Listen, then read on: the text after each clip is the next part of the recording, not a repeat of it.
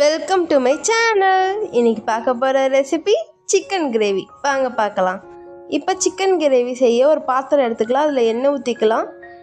பட்டை, கிராம்பு, ஏலக்காய், கருவேப்பிலை போட்டு இப்போ வெங்காயம் சேர்த்துக்கலாம். தேவையான அளவு உப்பு சேர்த்துக்கணும். வெங்காயம் கண்ணாடி பதம் வரைய வதக்கணும். வதக்கிட்டு 1.5 ஸ்பூன் இஞ்சி பூண்டு சேர்த்துக்கணும்.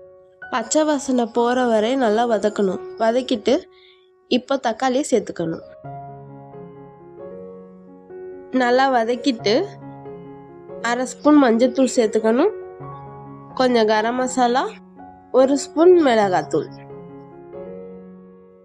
நல்லா மிக்ஸ் பண்ணிக்கணும்.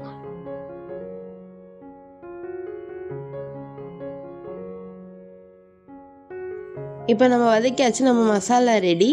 இப்போ சிக்கனை ஆட் பண்ணிக்கலாம். நல்லா மிக்ஸ் பண்ணணும். இதுக்கு தண்ணி ஊற்றவே தேவையில்லை. நம்ம போட்ட மசாலா அந்த கறியிலே தண்ணி ஊறும். ஆட்டோமேட்டிக்காக அது கிரேவி மாதிரி ஆயிடும். பாருங்க, நல்லா சுண்டி வந்திருக்கு பாருங்க. அதிலே கறியும் வெந்துடும்.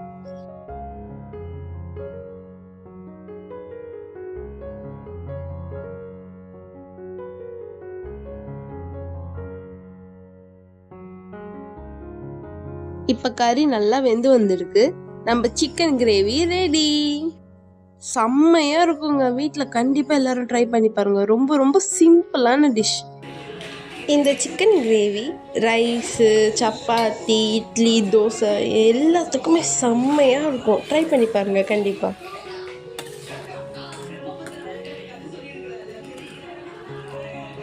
லைக் பண்ணுங்க, கமெண்ட் பண்ணுங்க, ஷேர் பண்ணுங்க, சப்ஸ்கிரைப் பண்ணுங்க.